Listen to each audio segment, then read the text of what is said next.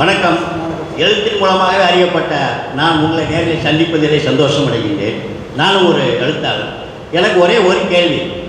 மலையாளத்திலிருந்து தமிழுக்கு மொழிபெயர்க்கப்பட்ட 2 நூல்கள். ஒன்று லூசி கலப்புராவுடைய கர்த்தரண்ட நாமத்தில்.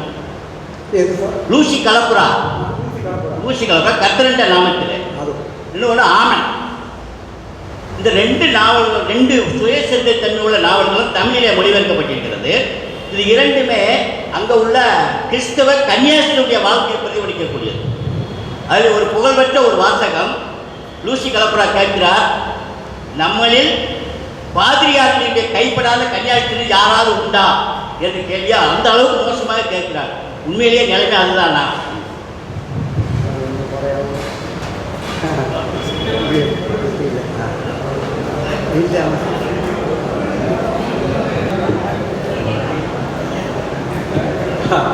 അതൊരു Lucy Kalappura is an interesting നല്ല ഇപ്പം ലൂസി കളപ്പുര കന്യാസ്ത്രീ അല്ല, കൂലി കളഞ്ഞു.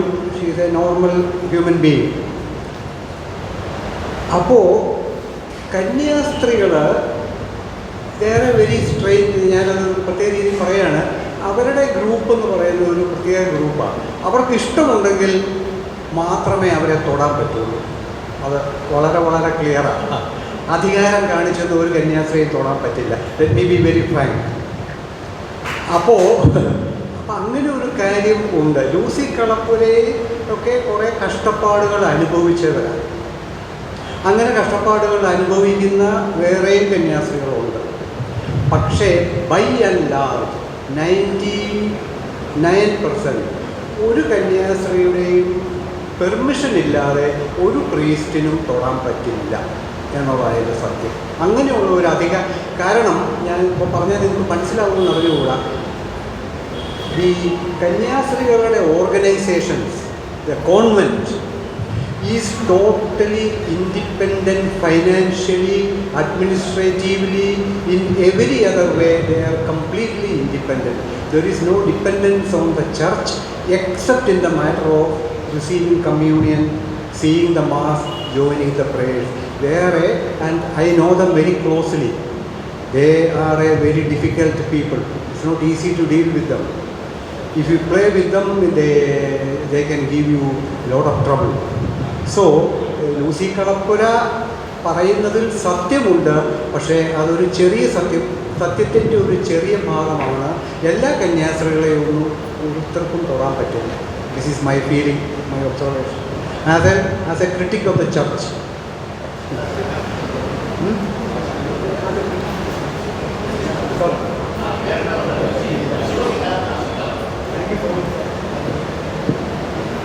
இப்பொழுது கன்னியாஸ்திரி அல்ல, அவருடைய அங்கியை அவர் சுழற்றிவிட்டார். ஆனால் இந்த லூசிகா சொல்லுகின்ற இந்த விஷயத்தில் உண்மை இருக்கிறது. ஆனால் அந்த உண்மையோடு சேர்ந்து வேறொரு உண்மையும் இருக்கிறது. அந்த உண்மை என்னவென்றால், அவர்களுடைய அனுமதி இல்லாமல் அவரை ஒரு பாதிரியார் தொட முடியாது. அதுதான் அதில் இருக்கக்கூடிய கூடுதலான உண்மை. என்ன காரணம் என்றால், இந்த கன்னியாஸ்திரிகளுடைய நிறுவனங்கள் சர்ச்சை சார்ந்தவை அல்ல. அவை மிக சுதந்திரமானவை. அவருடைய நிதி போக்குவரத்தும் இன்ன பிற காரியங்களும் எந்த வகையிலும் சர்ச்சை சார்ந்தவைகள் அல்ல. இன்னும் கூடுதலாக சொன்னால், இந்த கன்னியாஸ்திரிகள் மிகவும் சிக்கலானவர்கள். அவர்களுடைய இஷ்டம் இல்லாமல் அப்படி ஒரு காரியம் அங்கு நடக்க முடியாது. ஆனால் அப்படியான காரியங்கள் அங்கு நடக்கிறதென்றால் நடக்கிறது. ஆனால் அவர்கள் அனுமதி இல்லாமல் அதை செய்யவே முடியாது. லூசிபா போல பல பேர் இப்படியான விஷயங்களை அனுபவித்திருக்கலாம். ஆனால் அவர்கள் அனுமதி இல்லாமல் அது நடந்திருப்பதற்கான சாத்தியம் மிக மிக மிக மிக குறைவு. சர்ச்சைகளை பொதுவாக விமர்சிக்கக்கூடிய நான் தான் இதையும் சொல்கிறேன்.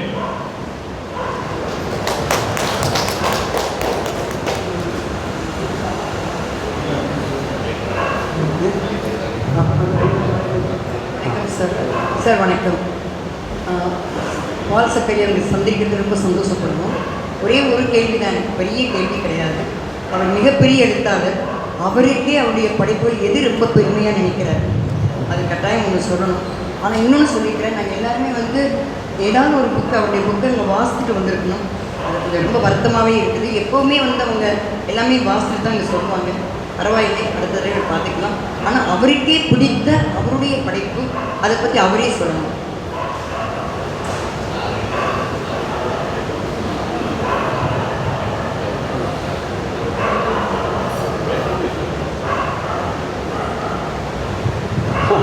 അങ്ങനെ ഒരു ഒരു ഒരു വൺ സ്റ്റോറി എടുത്ത് പറയാനില്ല സത്യത്തിൽ. കുറേ ഞാൻ എഴുതിയ കഥകളിൽ കുറേ കഥകൾ പോരായെന്ന് എനിക്ക് തോന്നുന്ന കഥകളുണ്ട്. ശരിയായില്ല, മെച്ചപ്പെടാമായിരുന്നു, നന്നാകാമായിരുന്നു എന്നുള്ളത്. ചില കഥകൾ കറക്റ്റായിട്ട് വന്നിട്ടുള്ളതായിട്ടും എനിക്ക് തോന്നിയിട്ടുണ്ട്. അത് ഒന്നിലേറെ കഥകളുണ്ട്. ഉദാഹരണമായിട്ട് സ്ട്രക്ചറലി ഒരു കൃത്യമായിട്ട് വന്നിട്ടുള്ള ഒരു കഥ ആർക്കറിയാമെന്ന് പറഞ്ഞൊരു കഥയാണ്. അതെ, ആർക്കറിയാം എന്ന് പറയുന്നത് അത് ഒരു യേശു കഥയാണ്. യേശുവിൽ ഉണ്ടായിക്കഴിഞ്ഞ ഇത് നിങ്ങൾ ബൈബിൾ വായിച്ചിട്ടുള്ളവർക്കറിയാം. യേശു ഉണ്ടായി എന്നറിഞ്ഞപ്പോൾ അന്ന് പലസ്തീനിലെ രാജാവ് അന്ന് അവിടെയുള്ള എല്ലാ ആൺകുട്ടികളെയും കൊല്ലാൻ പറഞ്ഞു. അപ്പം കാരണം ഈ യേശു ദൈവപുത്രനാണ്, രാജാവാകുമെന്ന് ഇവർ ജ്യോത്സ്യന്മാർ പറഞ്ഞു. അപ്പോൾ എല്ലാ ആൺകുട്ടികളെയും കൊല്ലാൻ പറഞ്ഞു. ഇതെല്ലാം കഥയാണ്, കഥ മാത്രമാണ്. ഏതായാലും എൻ്റെ കഥയിലും ഇങ്ങനെ പറഞ്ഞപ്പം അപ്പം ബൈബിളിൽ അതനുസരിച്ച് യേശുവിൻ്റെ അച്ഛനും അമ്മയും യേശുവിനെയും കൊണ്ട് ഈജിപ്തിലേക്ക് ഒളിച്ചോടി, കുഞ്ഞു യേശുവിനെയും കൊണ്ട്. അപ്പോൾ വഴിയിൽ എൻ്റെ കഥയിൽ അവർ വഴിയിൽ അഭയം തേടുന്നത്, അവിടെ കുട്ടികളുടെ കൊല നടന്നുകൊണ്ടിരിക്കുകയാണ്. അപ്പോൾ അവർ ഒളിച്ചിരിക്കുന്നത് ഒരു ഒരു ഒരു വേശ്യാലയത്തിലാണ്, ഒരു ബ്രോത്തലിലാണ്. അപ്പം അവിടെ ഇരുന്ന് അവിടുത്തെ വേശ്യകളാണ് ഈ കുഞ്ഞിനെയും അമ്മയെയും രക്ഷിക്കുന്നത് പട്ടാളക്കാരിൽ നിന്ന്. അപ്പം അപ്പോഴത്തേക്ക് ഒരു പട്ടാളക്കാരൻ അവിടെ വരും. അവൻ ഈ കൊച്ചു കരയിൽ നിന്ന് കേൾക്കും. അങ്ങനെയൊക്കെ അതിലേക്കൊന്നും പോകാൻ പറ്റില്ല. അവസാനം ഇവർ ഈസ്റ്റിലേക്ക് പോകാനായിട്ട് വീണ്ടും ഇറങ്ങുമ്പോൾ ഈ വേശ്യകൾ പറയും, നിൻ്റെ മകൻ രാജാവാകുമ്പോൾ ഞങ്ങൾ ഈ പാവം വേശ്യകളെ കൂടി ഓർക്കണമേ എന്ന് അവനോട് പറയണം എന്ന് പറയുന്നിടത്താണ് കഥ തീരും. അതാണ് എനിക്ക് ഇതിൽ ഒരു കുഴപ്പമില്ലാത്ത കഥ എന്ന് എനിക്ക് തോന്നിയിട്ടുള്ളത്.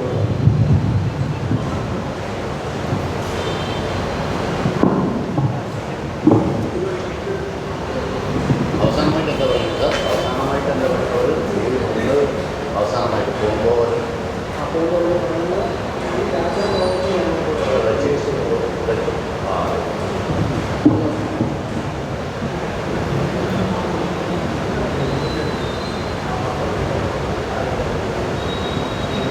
எனக்கு நான் எழுதிய கதையில் அப்படி ஒரு கதையை மாத்திரம் பிடித்தமான கதை என்று சொல்வது ஒரு கஷ்டமான பதில். நல்லாக வராத கதை என்று சிலவற்றை சொல்லலாம். இன்னும் அது வடிவமாக சரியாக வரவில்லை, மொழியாக செழுமைப்படவில்லை என்று சொல்லலாம்.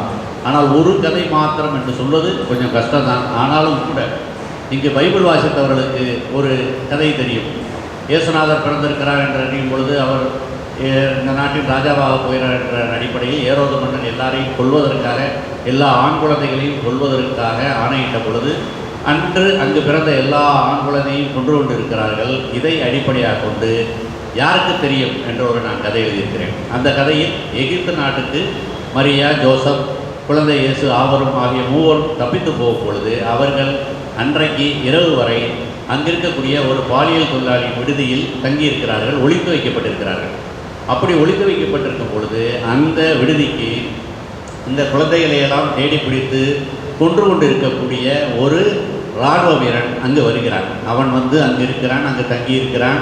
அவன் தன் உடைகளையெல்லாம் கழுவதற்கு தண்ணீர் வேற கேட்டுக்கொண்டு இருக்கிறான்.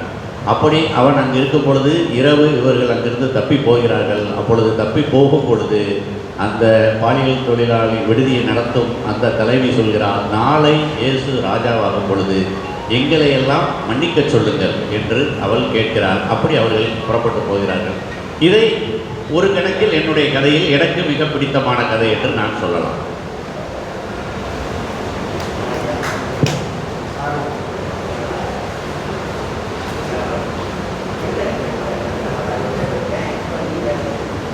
பிறப்பால் ஒரு மலையாளியாக பிறந்தார், பிறப்பால் ஒரு கிறிஸ்டினாக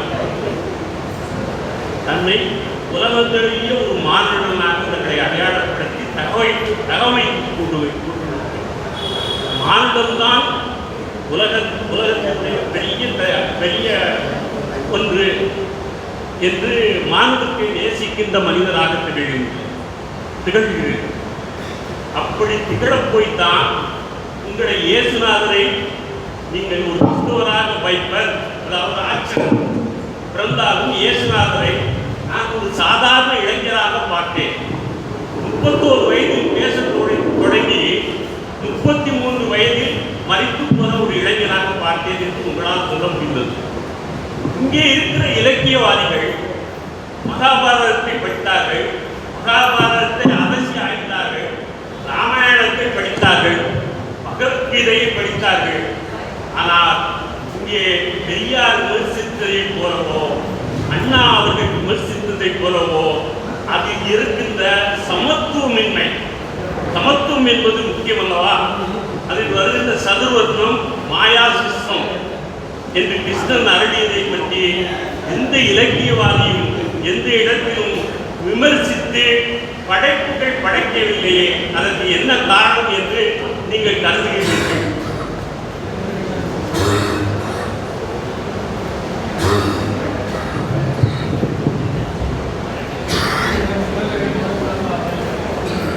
അദ്ദേഹത്തിൻ്റെ ചോദ്യം കേട്ടതാണല്ലേ, ഇതിന് അവസാന ചോദ്യം. അപ്പോൾ ഇപ്പം ഞാനിതിൻ്റെ ഉത്തരം പറയാം. അദ്ദേഹത്തിൻ്റെ ചോദ്യം എന്താണെന്ന് വെച്ചാൽ சார் வந்து ஒரு கேள்வி மட்டும் போதும்னு சொல்லியிருக்கிறாங்க, அதனால் അല്ല, അപ്പോൾ ഇദ്ദേഹത്തിൻ്റെ ചോദ്യത്തിന് ഉത്തരം പറഞ്ഞിട്ട്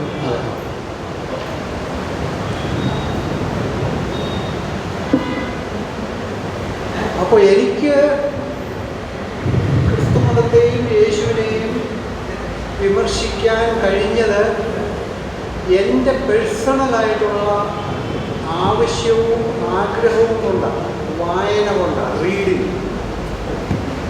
അതുകൊണ്ടാണ് ഞാൻ വായിച്ചു മനസ്സിലാക്കി I wanted to be free. എനിക്ക് എൻ്റെ തലച്ചോറിനെ സ്വതന്ത്രമാക്കാനുണ്ടായി ഫ്രം റിലീജിയൻ. അത് each person has to do for himself. അവനവൻ്റെ മതം അല്ലെങ്കിൽ രാഷ്ട്രീയം, politics for example, I cannot keep believing what the politicians are telling me. എന്നെക്കൊണ്ട് പറ്റില്ല. Politicians are saying things for their own purposes. I cannot keep believing what the newspapers and the television are telling. They are saying something for their own interest. Not even 10% is true. So, as a writer, I have a business to keep my mind free from all such influences which suppress my freedom, like religion, like Christianity has not much caste.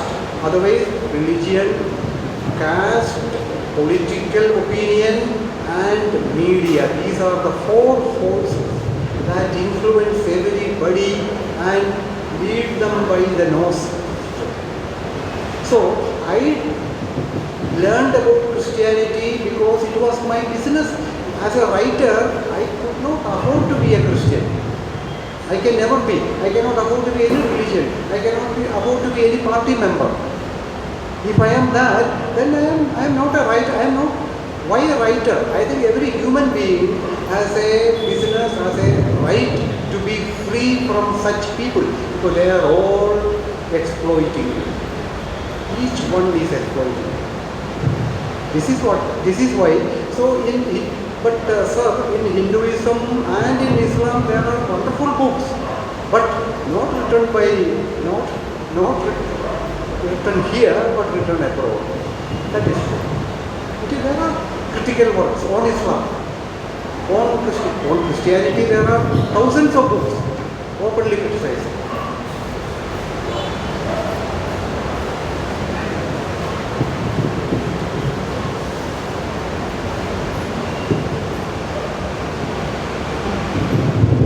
கிறிஸ்தவ மதத்தை விமர்சிப்பது, அதன் மீது கேள்விகள் எழுப்புவது என்பது என்னை பொறுத்தவரை நான் அதிலிருந்து விடுதலை அடைய விரும்புகிறேன்.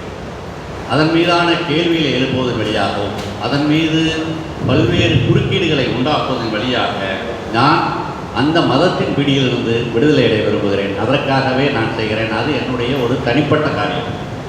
இதை நான் ஒரு அரசியல்வாதியிடமிருந்தோ அல்லது ஒரு மதத்தின் பார்ப்பட்ட ஒருவரிடமிருந்தோ இதை நான் எதிர்பார்க்க முடியாது.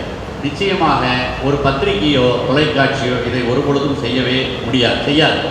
நான் ஒரு எழுத்தாளனாக இது போன்ற என்னை அடக்கி கொண்டிருக்க அல்லது என் கழுத்தில் இருக்கக்கூடிய விஷயங்களிலிருந்து விடுதலை அடைய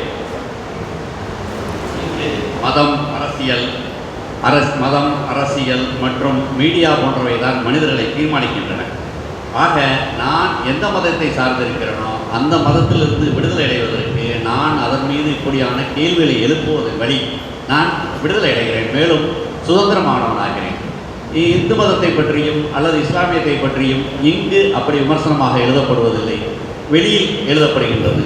நான் எழுதுவது நான் இப்படியான கேள்விகளை எழுப்புவது என்பது என்னுடைய விடுதலைக்காக.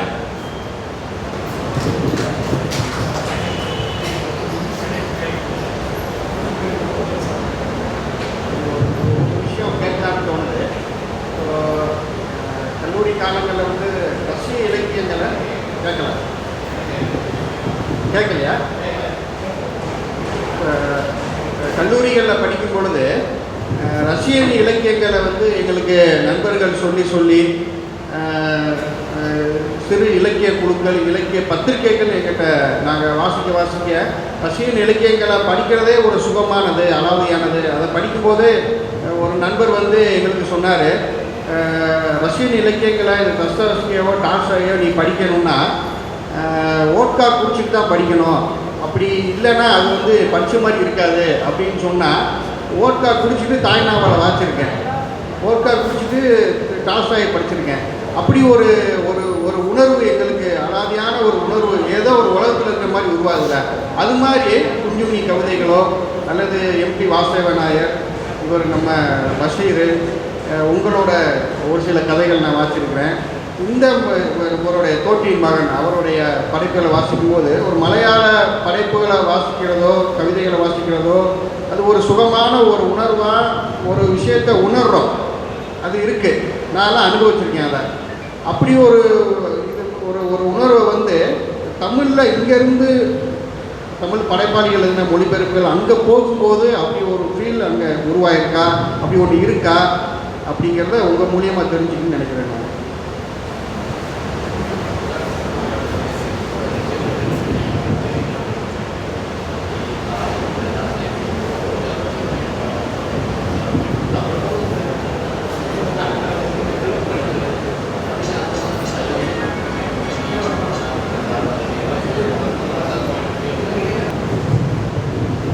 അദ്ദേഹം ചോദിച്ചത് ഞാൻ പെട്ടെന്ന് പറയാം.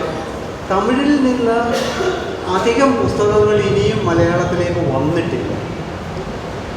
കുറച്ച് പുസ്തകങ്ങളെ വന്നിട്ടുള്ളൂ. ഇതെൻ്റെ ഒരു ബ്രോഡ് റീഡിങ്ങിലാണ്. മലയാളത്തിൽ ഏറ്റവും കൂടുതൽ പുസ്തകങ്ങൾ ഇന്ത്യൻ ഭാഷകളിൽ നിന്ന്, വിദേശത്തു നിന്ന് ഒത്തിരി വന്നിട്ടുണ്ട്. ഇന്ത്യൻ ഭാഷകളിൽ നിന്ന് ഏറ്റവും കൂടുതൽ പുസ്തകങ്ങൾ വന്നിട്ടുള്ളത് ബംഗാളിയിൽ നിന്നും മറാഠിയിൽ നിന്നുമാണ് വന്നിട്ടുള്ളത്. തമിഴിൽ നിന്ന് ഇപ്പോൾ പുതുമൈപ്പിത്തൻ്റെ കഥകൾ പോലും അവിടെയോ ഇവിടെയോ 1, 2, 3 ആയിട്ട് വന്നിട്ടുള്ളൂ. അശോകമിത്രൻ്റെ ഒരു നോവൽ ആദ്യമായിട്ട് കഴിഞ്ഞ വർഷമാണ് തണ്ണീർ വിവർത്തനം ചെയ്തു വന്നത്. പിന്നെ സാഹിത്യ അക്കാദമി കുറേ പേരുടെ പുസ്തകം. അപ്പോൾ മലയാളത്തിൻ്റെ മെയിൻ സ്ട്രീം റീഡിങ്ങിലേക്ക് തമിഴ് റൈറ്റിംഗ് വന്നിട്ടില്ല എന്നുള്ളതാണ് എൻ്റെ ഒരു കാര്യം. കാരണം ആവശ്യത്തിന് ട്രാൻസ്ലേഷൻസ് വന്നിട്ടില്ല. ഞാൻ മനസ്സിലാക്കുന്നത് ഇത്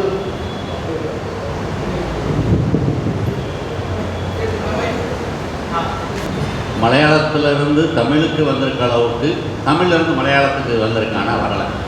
மலையாளத்தில் வேறு உலக மொழியில் இருக்கக்கூடிய பல்வேறு மொழிபெயர்ப்புகள் வந்திருக்கு. இந்திய மொழியிலேருந்து மலையாளத்தில் என்ன கூடுதலாக வந்திருக்கு அப்படின்னா பெங்காலிலேருந்தும் மராத்தியிலேருந்து வந்திருக்கு.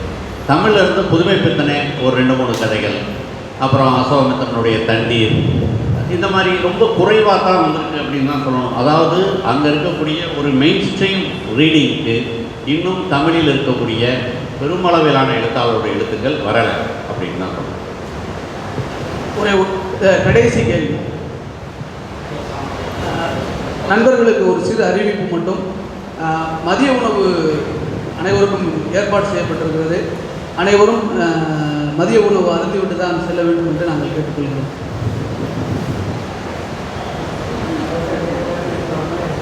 அனைவருக்கும் வணக்கம்.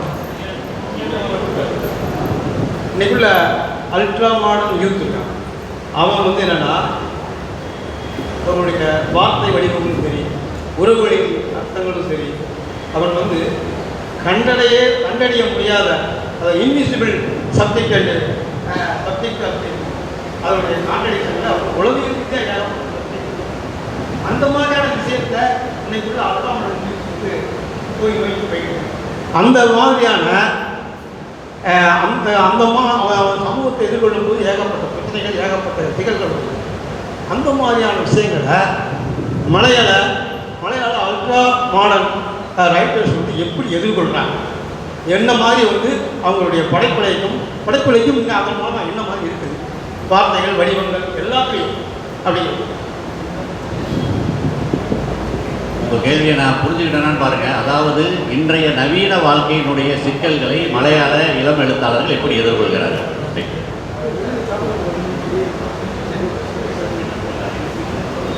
എഴുത്തിലേക്ക് അദ്ദേഹം പറഞ്ഞത് ഇതുപോലെയുള്ള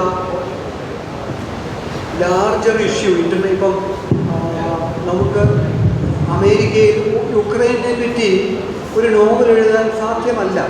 അപ്പോൾ അതിനകത്ത് ഇമാജിനേഷൻ ഇല്ല. അപ്പോൾ എഴുത്തിലേക്ക് നമുക്ക് ഈ പ്രശ്നങ്ങളെല്ലാം കൊണ്ടുവരാൻ പറ്റത്തില്ല. It is not possible. There may be അവിടെ ഇവിടെയൊക്കെ റെഫറൻസ് ഉണ്ടായേക്കാം. But fundamentally the younger writers, because writing is not, in that case you should write articles, ലേഖനം എഴുതണം യുക്രൈനെ പറ്റി. Not write a story or a poem unless you are moved from the heart for Ukraine. അതല്ലെങ്കിൽ നമുക്ക് അത് ആ രീതിയിൽ it's not reflected. Nobody talks about except in your politics reflects that. പക്ഷേ fundamentally മലയാളത്തിലെ ഇന്നത്തെ ചെറുപ്പക്കാരും പ്രായമായവരുമായ സീനിയർ റൈറ്റേഴ്സും ഫേസ് ചെയ്യുന്നത് ഒരു പ്രശ്നമായ ഹാപ്പിയായ ചോദ്യം വന്നത് is the attack of communalism, വർഗീയത, is the attack of religious fundamentalism. അതാണ് മലയാളത്തിലെ റൈറ്റിംഗ് കമ്മ്യൂണിറ്റി ഇന്ന് ഫേസ് ചെയ്യുന്ന ഏറ്റവും വലിയ പ്രോബ്ലം. ധാരാളം ഒത്തിരി എഴുത്തുകാർ, I am ashamed to say my own friends are switching sides to the fundamentalist and to the religious and to be a communalist. So I say ഇന്നത്തെ ഇന്ത്യയിൽ if a writer wants to be true to his audience, then he must be secular above all. അതാണ് അവൻ്റെ fundamental qualification. That if you are not secular, if you are not able to provide tolerance to other religions, to every religion, if you are going with the fascists, then you are not a writer, you are a liar. This is what I am saying. Then you are a liar. You are lying to your readers. Unfortunately, we have not many. We have quite a few people. I don't want to name names or anything, but this is the central problem. So what can people ask me? What can you do? What will you do about it? I can't do anything. I cannot fight a whole government. I cannot fight the Indian Army or the police or the Air Force. I am just one man. Then I will be simply committing suicide. So that is not possible. The only thing a writer can do is to make sure that in his heart he remains a secular and democratic person. And he has no prejudice against any religion whatsoever. Because your religion is this, I hate you. No. That should not come from a writer's mouth. This is the only thing I say in Kerala. Fundamentally, if you cannot say that, if inside your heart, if you are not clear, then you are cheating your right voters. That is all I say. So this is a central crisis in Kerala because there is a lot of pressure on the righters to join the fundamentalist wings. And many of them are offered various things and they go. So this is the issue. Otherwise, all these international issues, we cannot solve them. There is no point in crying about them. Cry about our own society. That's what we should do.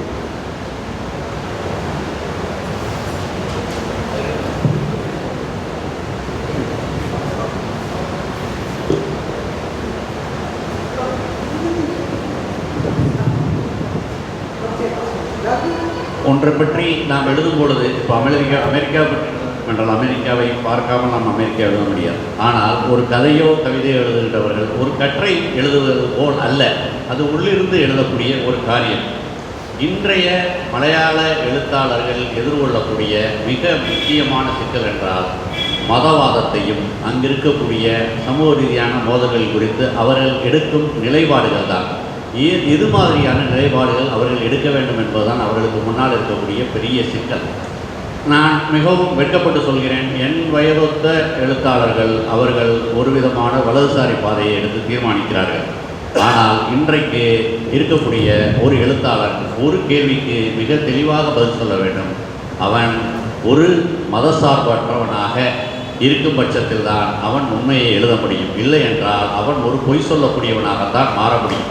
இந்த அடிப்படையான விஷயத்தை ஒரு எழுத்தாளன் தீர்மானிக்கவில்லை என்றால் அவன் எங்கோ ஒரு இடத்தில் பொய் சொல்கிறான் என்றுதான் அர்த்தம். நான் ஒரு தனி மனிதன், இங்கு இருக்கக்கூடிய ஒரு சமூக பிரச்சனைகளை எதிர்கொள்ள முடியாவிட்டால் நான் என்ன செய்ய முடியும்? தற்கொலை செய்து கொள்ள முடியாது. ஆனால் நான் ஒரு மதம் சார்பற்றவனாக என்னை சனநாயகமானவனாக அறிவித்துக் கொள்வதன் வழியாக என்னை நான் இங்கு நிலைநிறுத்திக் கொள்ள முடியும். உங்கள் மதம் உங்களுக்கு, அவர்களுடைய மதம் அவர்களுக்கு, இப்படி ஒரு நிலைப்பாடை எடுக்க முடியாத எழுத்தாளர்கள் ஏதோ ஒரு இடத்தில் பொய் சொல்கிறார்கள் அல்லது அவர்கள் உண்மையை மறைக்கிறார்கள். இதைத்தான் இந்த இடத்தை நோக்கித்தான் அவர்கள் போகிறார்கள் என்பதைத்தான் நான் சொல்ல விரும்புகிறேன்.